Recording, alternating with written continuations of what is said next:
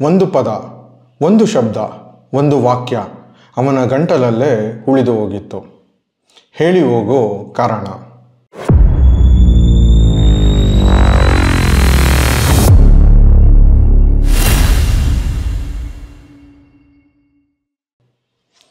ನಮಸ್ಕಾರ, 64 ಚಾನಲ್ಗೆ ಸ್ವಾಗತ. ನಾನು ಚಂದನ್. ಹೇಳಿ ಹೋಗೋ ಕಾರಣ, ಹೋಗುವ ಮೊದಲು. ಇದನ್ನು BR ಲಕ್ಷ್ಮಣರಾವ್ ಅವರು ಬರೆದಿದ್ದಾರೆ. ಈ ಹಾಡನ್ನ C ಅಶ್ವಥ್ ಅವರ ವಾಯ್ಸಲ್ಲಿ ಕೇಳ್ತಾ ಇದ್ದರೆ ನಮ್ಮ ಎದೆ ತುಂಬಿ ಬರುತ್ತೆ.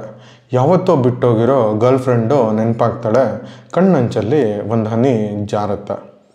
ಈ ಪುಸ್ತಕ ಓದಿದ್ರೂ ಸೇಮ್ ಎಕ್ಸ್ಪೀರಿಯನ್ಸ್ ಆಗತ್ತೆ.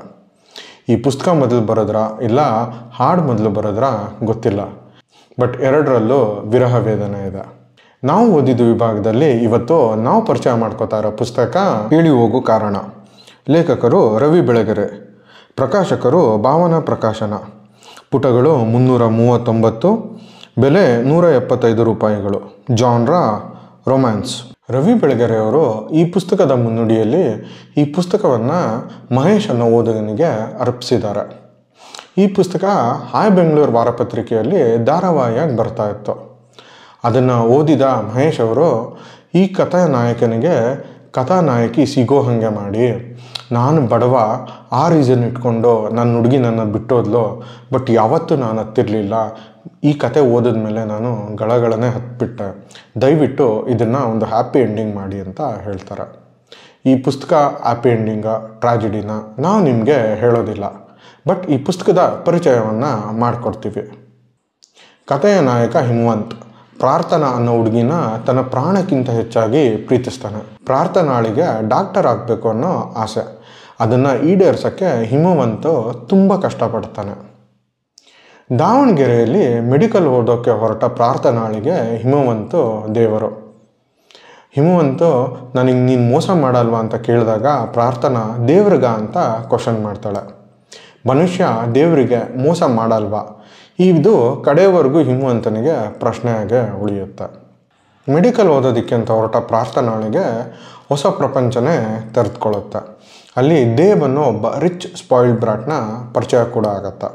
ಪರಿಚಯ ಸ್ನೇಹಕ್ಕೆ ಕನ್ವರ್ಟ್ ಆಗುತ್ತೆ, ಸ್ನೇಹ ಪ್ರೀತಿಯಾಗಿ ಕನ್ವರ್ಟ್ ಆಗುತ್ತೆ.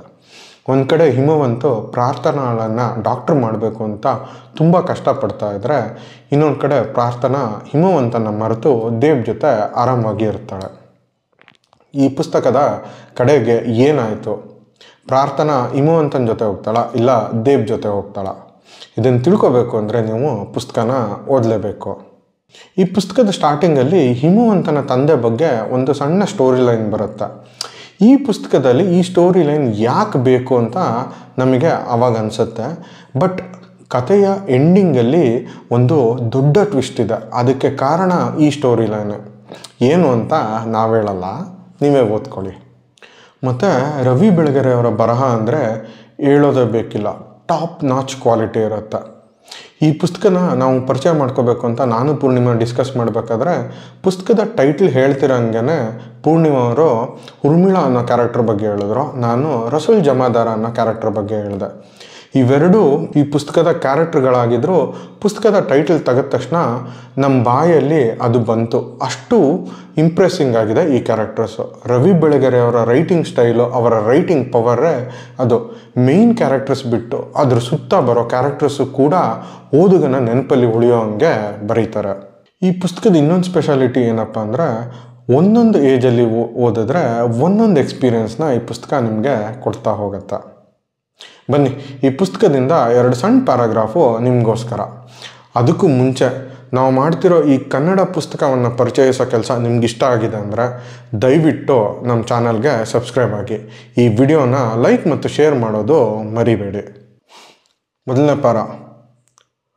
ಪ್ರಾರ್ಥನಾ, ನೀನು ನನಗೆ ಮೋಸ ಮಾಡೋದಿಲ್ಲ ಅಲ್ವಾ ಅಂದುಬಿಟ್ಟ. ದೇವರಿಗ ಅಂದವಳ ಕಣ್ಣು ಧಾರಾಕಾರ.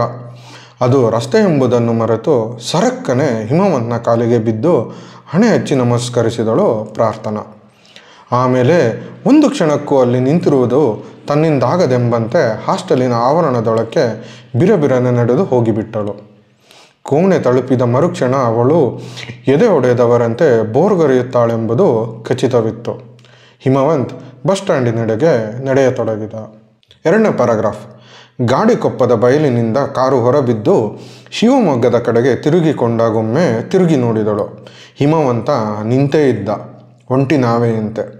ಅವನ ಇಡೀ ದೇಹ ಮುರಿದು ಬೀಳಲಿರುವ ಮರದಂತೆ ಕಂಪಿಸುತ್ತಿದೆ ಎಂದೆನಿಸಿತು. ತೀರಾ ಕಾರು ಮರೆಯಾಗುತ್ತಿದ್ದ ಕ್ಷಣದಲ್ಲಿ ಅವನ ಬಲಗೈ ಮೇಲೆದ್ದು ಪೇಲವವಾಗಿ ಗಾಳಿಯಲ್ಲಿ ಕದಲಾಡಿತು. ಒಂದು ಪದ, ಒಂದು ಶಬ್ದ, ಒಂದು ವಾಕ್ಯ ಅವನ ಗಂಟಲಲ್ಲೇ ಉಳಿದು ಹೋಗಿತ್ತು. ಅದೊಂದು ಪ್ರಶ್ನೆಯನ್ನು ಹಿಮವಂತನೆಂಬ ಮನುಷ್ಯ ತಾನು ಪ್ರೀತಿಸಿದ ಹುಡುಗಿಯನ್ನು ಮತ್ಯಾವತ್ತೂ ಕೇಳಕೂಡದೆಂಬಂತೆ ಮೌನಿಯಾಗಿ ಹೋದ. ಹೇಳಿ ಹೋಗು ಕಾರಣ. ಇನ್ ಕೇಸ್ ನೀವೇನಾದರೂ ಆಲ್ರೆಡಿ ಈ ಪುಸ್ತಕ ಓದಿದರೆ ನಿಮ್ಮ ಫೇವ್ರೆಟ್ ಕ್ಯಾರೆಕ್ಟ್ರು ಯಾವುದು ಅಂತ ತಿಳಿಸಿ. ಹಾಗೆ ನಿಮಗೆ ಈ ಪುಸ್ತಕದ ಬಗ್ಗೆ ಹೇಗೆ ಅನ್ನಿಸ್ತೋ ಅದನ್ನು ಕಮೆಂಟ್ ಮೂಲಕ ತಿಳಿಸಿ. ಯೂಟ್ಯೂಬ್ ಬಾಬಾನ ಮೆಚ್ಚಿಸಬೇಕು ಅಂದರೆ ನೀವು ನಮ್ಮ ವಿಡಿಯೋಗೆ ಕಮೆಂಟ್ ಹಾಕಬೇಕು. ಇದರಿಂದ ನಮ್ಮ ವಿಡಿಯೋ ಜಾಸ್ತಿ ಜನಕ್ಕೆ ತಲುಪೋದಕ್ಕೆ ಹೆಲ್ಪ್ ಆಗುತ್ತೆ. ಇಲ್ಲಿವರೆಗೂ ವಿಡಿಯೋ ನೋಡಿದ್ದಕ್ಕಾಗಿ ಧನ್ಯವಾದಗಳು. ನಾನು ಚಂದನ್, ಸೈನಿಂಗ್ ಆಫ್.